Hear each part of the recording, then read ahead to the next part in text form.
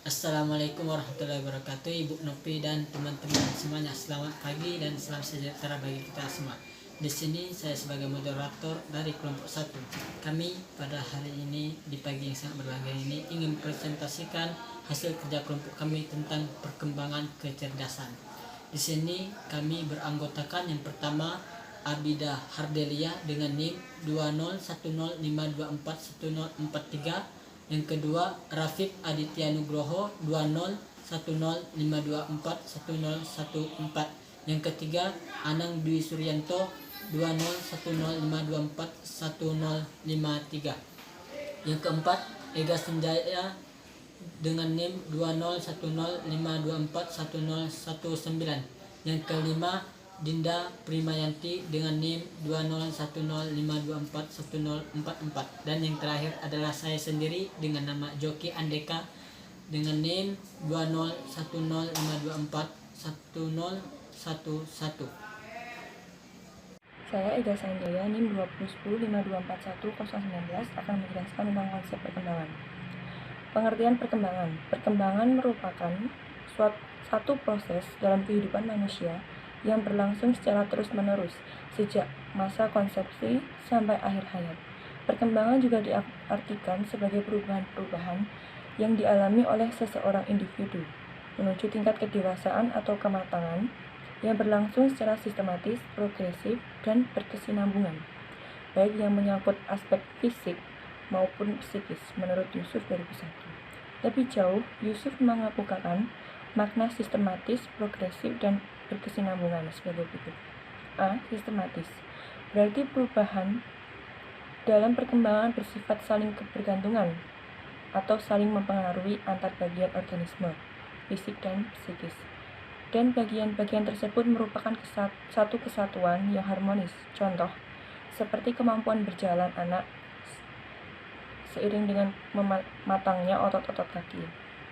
B. Progresif berarti perubahan yang terjadi bersifat maju, meningkat, dan mendalam atau meluas, baik secara kuantitatif, fisik, maupun kualitatif, psikis.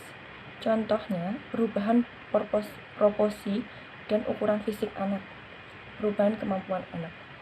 C. Berkesinambungan berarti perubahan pada bagian atau fungsi organisme berlangsung secara beraturan dan berurutan. Perubahan tersebut tidak terjadi secara kebetulan atau meloncat-loncat. Contohnya, untuk dapat berdiri, seorang anak harus menguasai tahapan perkembangan sebelumnya, yaitu kemampuan duduk dan merangkak. Selanjutnya, konsep kecerdasan.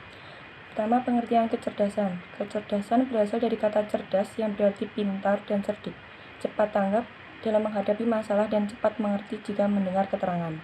Kecerdasan adalah kesempurnaan perkembangan akal budi. Kecerdasan adalah kemampuan seseorang untuk memecahkan masalah yang dihadapi, dalam hal ini masalah yang menuntut kemampuan pikiran. Kecerdasan atau yang biasa disebut dengan intelijensi berasal dari bahasa Latin yaitu intelligence, yang berarti menghubungkan atau menyatukan satu sama lain. To organize, to relate, to blend together. Bagi para ahli yang meneliti istilah intelijensi memberikan bermacam-macam arti. Menurut mereka, kecerdasan merupakan konsep yang bisa diamati, tetapi menjadi hal yang paling sulit untuk didefinisikan. Hal ini terjadi karena intelijensi tergantung pada konteks atau lingkungannya. Selanjutnya, pengertian kecerdasan menurut para ahli. Pertama, menurut Dussek, kecerdasan dapat didefinisikan melalui dua jalan, yaitu secara kuantitatif dan kualitatif. Secara kuantitatif, kecerdasan adalah proses belajar untuk memecahkan masalah yang dapat diukur dengan tes intelijensi, sedangkan secara kualitatif, kecerdasan merupakan suatu cara berpikir dalam membentuk konstruk bagaimana menghubungkan dan mengelola informasi dari luar yang disesuaikan dengan dirinya. Selanjutnya, menurut Howard Gardner berpendapat kecerdasan adalah kemampuan untuk memecahkan atau menciptakan sesuatu yang bernilai bagi budaya tertentu. Kemudian ada secara terperinci, Gardner menurut Sujiono 2009 halaman 176 menyatakan bahwa kecerdasan merupakan A. Kemampuan untuk menciptakan suatu produk yang efektif atau menyumbang pelayanan yang bernilai dalam budaya seseorang. B. Sebuah perangkat keterampilan menemukan atau menciptakan bagi seseorang dalam memecahkan permasalahan dalam hidup. C. Potensi untuk menemukan jalan keluar dari masalah-masalah yang melibatkan penggunaan pemahaman baru. Selanjutnya, macam-macam kecerdasan. Menurut para ahli psikologi di dunia menyimpulkan terkait dengan pemetaan kecerdasan, cognitive mapping seseorang dapat dibagi menjadi 3 bagian, yaitu kecerdasan intelektual, kecerdasan emosional, dan kecerdasan spiritual. Ketiga kecerdasan ini merupakan kecerdasan personal yang melekat pribadi pada pribadi seseorang. Ada perkembangan kecerdasan. Perkembangan kecerdasan anak ditentukan oleh kemampuan kognitifnya. Berikut penjelasan tentang kemampuan kognitif anak. Pertama, kapasitas intelektual dan kecerdasan. Proses kognitif adalah proses manusia memperoleh pengetahuan tentang dunia, yang meliputi proses berpikir, belajar, menangkap, mengingat, dan memahami. Perkembangan kognitif merupakan pertumbuhan dan perkembangan kapasitas intelektual. Menurut Piaget, perkembangan kognitif terkait dengan kemampuan motorik, bahasa, sosial, dan kemandirian anak. Kemudian ada tahapan perkembangan kemampuan kognitif anak. Perkembangan kognitif atau kecerdasan anak dibagi Piaget menjadi 4 tahap, yaitu tahap sensori motor, umur 0-2 tahun, kemudian ada tahap praoperasional, umur 2-7 tahun, dan ada konkret operasional, umur 7-11 tahun. Yang terakhir ada tahapan formal operasional, umurnya lebih dari 11 tahun. Kemudian ada faktor pengaruh terhadap perkembangan kognitif anak. Ada 3 faktor yang mempengaruhi perkembangan kecerdasan anak, yaitu pertama, lingkungan berpengaruh pada perkembangan kecerdasan anak. Lingkungan yang penuh kasih sayang dan cukup rangsangan, kemudian besar akan meningkatkan taraf kecerdasan anak. Stimulasi lingkungan yang baik akan menyebabkan penambahan ketebalan korteks, lapisan otak, penambahan jumlah sinaps penghubung per neuron, sel saraf, dan penambahan pembuluh kapiler. Kedua, kematangan. Perkembangan susunan saraf yang matang akan menjadikan fungsi-fungsi organ tubuh sempurna. Misal, fungsi-fungsi indera menjadi lebih sempurna. Perkembangan kognitif pun berkembang optimal. Ketiga, pengaruh sosial. Hubungan timbal balik dengan lingkungan sosial seperti pengasuhan dan pendidikan akan mempengaruhi perkembangan kognitif anak. Pengasuhan yang hangat dan penuh kasih sayang mampu meningkatkan perkembangan kognitif anak. Kemudian ada perkembangan kecerdasan sebagai pijakan pembelajaran. Tingkat perkembangan kecerdasan siswa amat diperlukan sebagai pijakan dalam memilih komponen-komponen pembelajaran, seperti tujuan pembelajaran, materi, media, strategi pembelajaran, dan evaluasi menurut Gardner 1993. Armstrong 1994. Menurut Suparno 2001, siswa yang berada pada tahap pemikiran operasional konkret sudah memiliki kecakapan berpikir logis, tetapi hanya melalui benda-benda konkret, sehingga semua komponen pembelajaran perlu disesuaikan dengan kemampuan tersebut. Sebaliknya, mereka yang sudah berada pada tahap operasi formal sudah mampu berpikir abstrak dan logis dengan menggunakan pola berpikir kemungkinan. Mereka sudah dapat berpikir ilmiah, baik deduktif maupun induktif, serta mampu menarik kesimpulan, menafsirkan, dan mengembangkan hipotesis. Oleh sebab itu, komponen-komponen pembelajaran sudah dapat dirancang sedemikian rupa untuk diarahkan pada kemampuan tersebut. Selanjutnya, saya Anang Dwi Suryanto dengan NIM 2010 5241 053 akan menjelaskan mengenai persamaan antara perkembangan kognitif dengan kecerdasan ganda. Yang pertama, tahap-tahap kognitif dengan jenis-jenis kecerdasan ganda saling berhubungan. Misalnya pada tahap sensori motor, yaitu pada kelahiran hingga usia 2 tahun, berhubungan dengan kecerdasan ganda yaitu kecerdasan intrapersonal dan linguistik. Yang kedua, tahap praoperasional, yaitu pada usia 2 tahun hingga sekitar 6 atau 7 tahun, yaitu berhubungan dengan kecerdasan linguistik, interpersonal, dan intrapersonal. Yang ketiga, tahap operasional konkret, yaitu usia 6 atau 7 tahun hingga usia 11 atau 12 tahun, yang berhubungan dengan kecerdasan gerak tubuh, musikal, visual spasial, dan naturalis.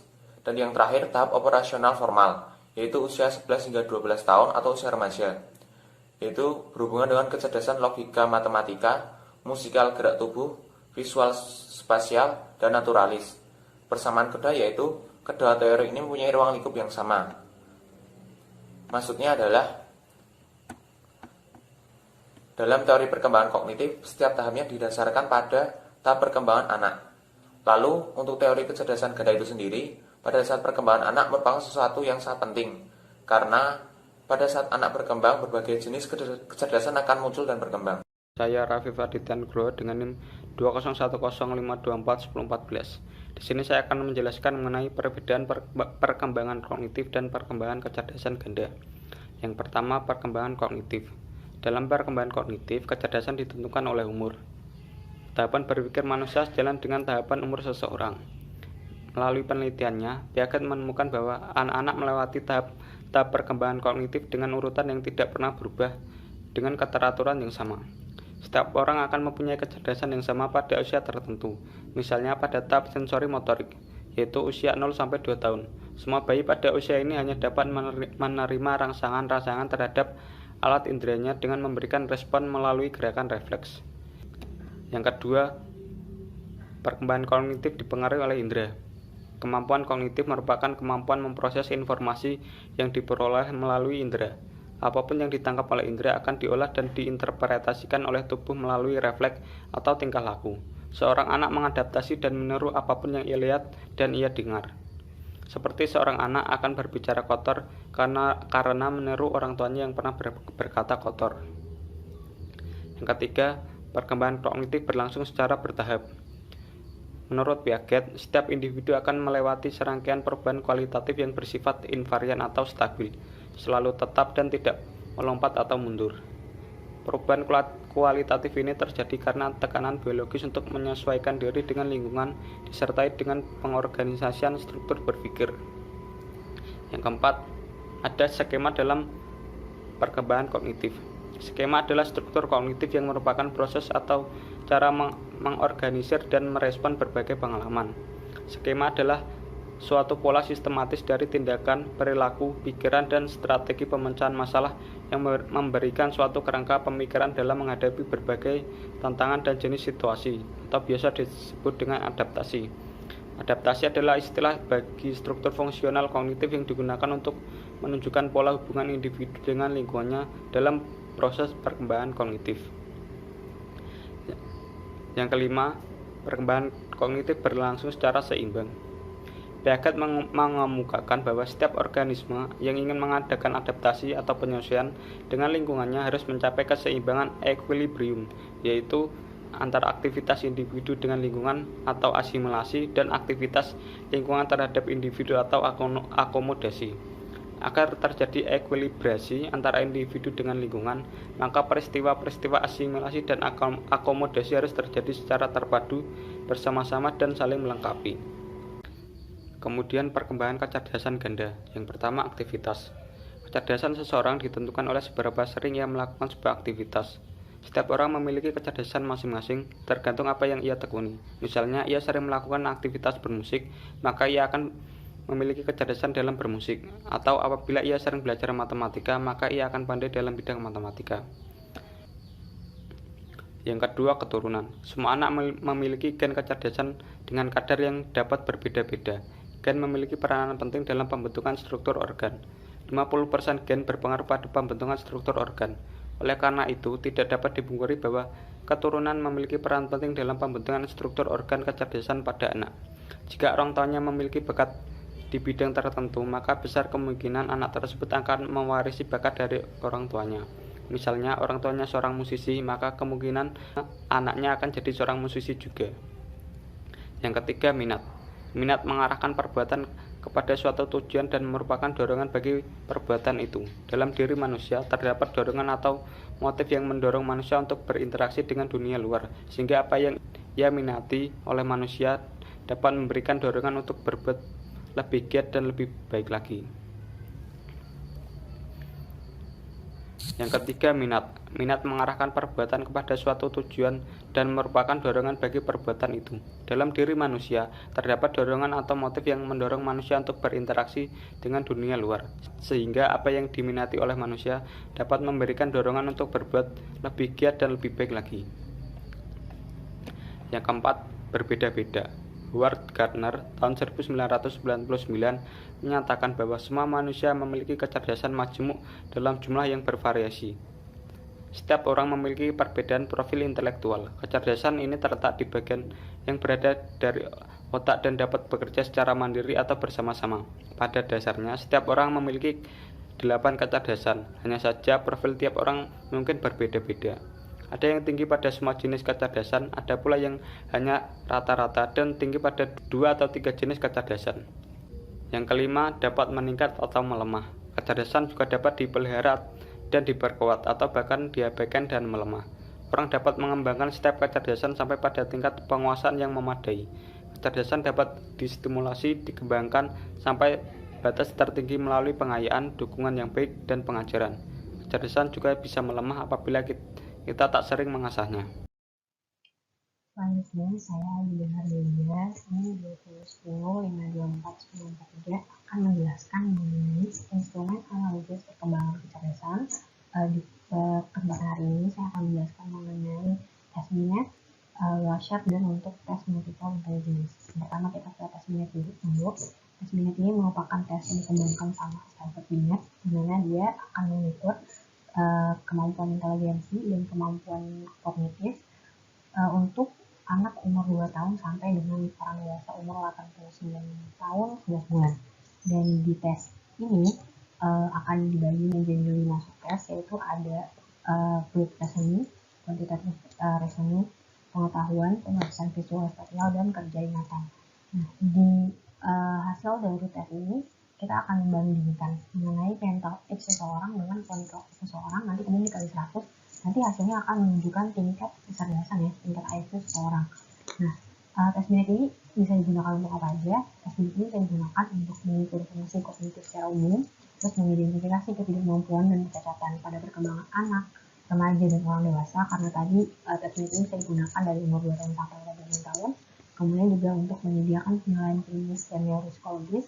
Kemudian juga untuk menyediakan informasi untuk evaluasi kemampuan sosial orang dewasa, kemudian memberikan informasi mengenai karir, dan memberikan evaluasi psikologis pendidikan untuk pendidikan khusus atau pendidikan biasa.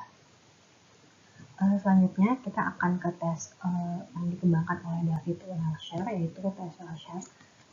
Persamaannya dengan tes Binet adalah kedua tes tersebut merupakan tes inteligensi yang sama-sama digunakan untuk mengetes individu secara personal. Gitu. Nah, di tes yang dibuat oleh David Rorschach ini dapat digunakan untuk anak maupun orang dewasa. Jadi ada dua tipe, ada yang untuk children sama untuk orang dewasa. Nah, apa aja sih yang dijadikan subtes dalam tes Rorschach ini? Yang pertama ada kemampuan verbal komprehensif, ada juga penalaran perseptual, ada juga kerja memori, kecepatan memproses informasi, dan kemampuan melengkapi gambar. Selanjutnya yang terakhir ada tes untuk menganalisis perkembangan kecerdasan untuk multiple intelligence. Jadi karena multiple intelligence itu kan kecerdasan untuk berbagai macam jenis kecerdasan dominan yang terdapat pada tiap individu. Nah, untuk itu, untuk gimana sih cara kita menganalisis perkembangan kecerdasan anak dalam suatu kelas, peserta didik, peserta belajar dalam sebuah kelas, sebaiknya tiap guru itu memiliki berbagai macam ya track record anak tersebut, bisa lewat jurnal, bisa lewat recording video, bisa juga lewat pengumpulan karya-karyanya, hasil kerjanya, yang kemudian dibuat salinannya untuk kemudian dikumpulkan dan dibandingkan gitu, dan dibawa terus sampai anak ini kelar menyelesaikan satu jenjang pendidikan. Nah, untuk multiple intelligence sendiri, tiap guru diharapkan untuk bisa membuat satu tes untuk satu objek atau subjek yang spesifik, namun bisa digunakan dengan berbagai metode. Jadi misal untuk teman-teman yang memiliki dominan di bidang naturalis itu akan seperti bagaimana, untuk yang di bidang logis matematis itu akan seperti mana. Jadi satu subjek atau satu topik spesifik dalam sebuah tes itu dapat dikembangkan untuk berbagai macam metode disesuaikan dengan berbagai macam kecerdasan dominan yang terjadi atau yang terdapat di dalam anak pada suatu kelas seperti itu. Terima kasih. Penerapan prinsip pembelajaran. Nah, dalam penerapan prinsip pembelajaran ini mengungkapkan batas-batas kemungkinan dalam aktivitas pembelajaran. Dalam pelaksanaannya, pengetahuan tentang prinsip pembelajaran dapat membantu peserta pendidik dalam memilih tindakan yang paling tepat. Nah, di sini prinsipnya multiple intelligence. Yang memang pada awalnya merupakan sebuah teori kecerdasan dalam ranah psikologi. Ketika ditarik ke dunia pendidikan, maka multiple intelligence menjadi sebuah prinsip pembelajaran. Multiple intelligence menjadi sebuah prinsip pembelajaran untuk materi apapun dalam semua bidang studi. Inti prinsip pembelajaran ini adalah bagaimana guru mengemas cara pembelajarannya agar mudah ditangkap dan dimengerti oleh siswanya. Adapun cara peneliti dalam mengimplementasikan prinsip ini yang berbentuk studi kasus yang berjumlah 25 orang. Nah, penerapannya yang pertama, guru mempersiapkan RPP. Kan di setiap pertemuan peneliti mempersiapkan RPP. Yang kedua, guru memberikan motivasi kepada siswa. Setiap kali pembelajaran berlangsung, sebelum pembelajaran dimulai, peneliti selalu memberikan motivasi kepada siswa agar siswa lebih terdorong dan berminat untuk melakukan pembelajaran. Dan yang ketiga, guru mempersiapkan prinsip multiple intelligence. Di sini sangat penting karena prinsip ini adalah yang menjadi cara mengajar dan pembelajaran yang dilaksanakan pada saat penelitian. Dan yang keempat, guru menyampaikan tujuan pembelajaran yang akan dicapai pada pembelajaran karena sangat berpengaruh sekali pada pembelajaran agar pembelajaran dapat tersampaikan. Dan yang kelima, guru menjelaskan materi pembelajaran memperhatikan prinsip multiple intelligence. Dengan terlaksananya prinsip ini, diharapkan siswa mampu aktif dalam kegiatan pembelajaran sehingga kegiatan belajar mengajar tidak membosankan. Selanjutnya, guru meminta siswa untuk menjawab soal-soal yang diberikan guru pada materi menulis. Karena di sini objeknya menulis di studi kasus ini. Selanjutnya, siswa menjawab soal-soal yang diberikan guru dan setelah waktu itu ditentukan habis, siswa segera mengumpulkannya agar guru dapat segera memberikan skor. Dan yang terakhir, guru dan siswa menyimpulkan materi pembelajaran setiap pertemuan.